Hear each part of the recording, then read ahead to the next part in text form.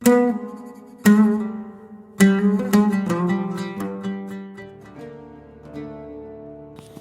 the Kingdom of Morocco destroyed Songhai.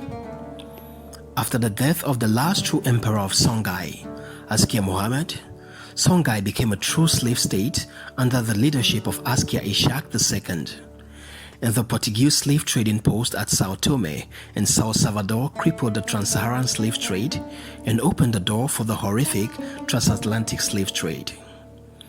The Songhai region was hit by instability, frequent slave raids, plagues, and syphilis brought by the European traders.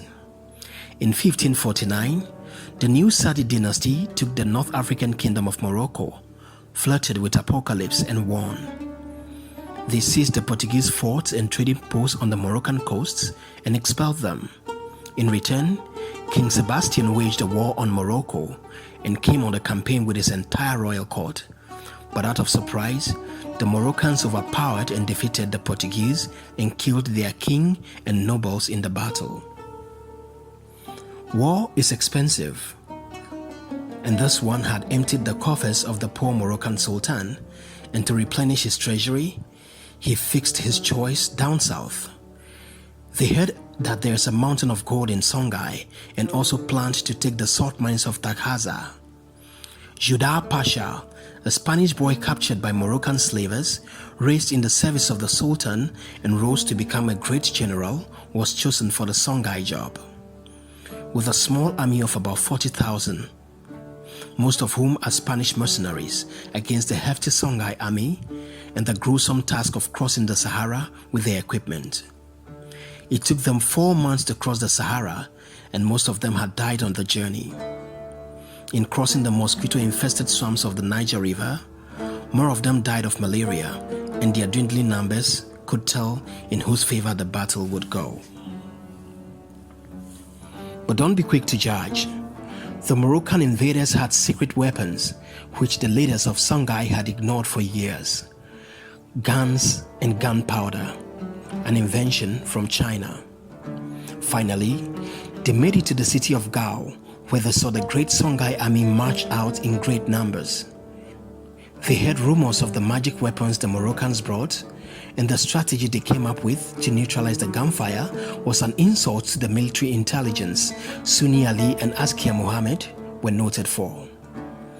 They sent several heads of cattle to march on the Moroccan setup to stampede and absorb the gunfire before they finished them off. But according to the chronicle Tariq al-Fattash, the cattle marched on the Moroccans, but when they heard the sound of cannons, they panicked and rather ran towards the Songhai army, killing a huge number of them. The Songhai infantry charged, but with a good position on the high ground and constant firepower, they were neutralized. The Emperor Askia Ishaq II got scared and escaped from the battle. The Songhai cavalry advanced, but because the sound of gunshot was new to the horses, they also fled in fear.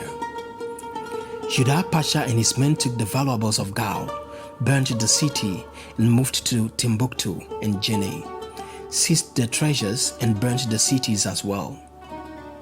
The Moroccans tried to build their own empire in the area, but failed due to the obstacle the Sahara posed.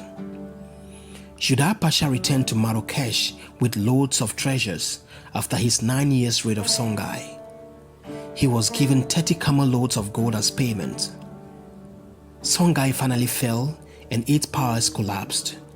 The imperial age had ended and it broke into smaller villages and chiefdoms, and European colonizers took advantage of their weakness and began their unending exploitation streak. This is how Songhai, Africa's greatest empire, fell. Thanks for watching. Support us by following our pages and subscribe to our YouTube channel for more exciting contents.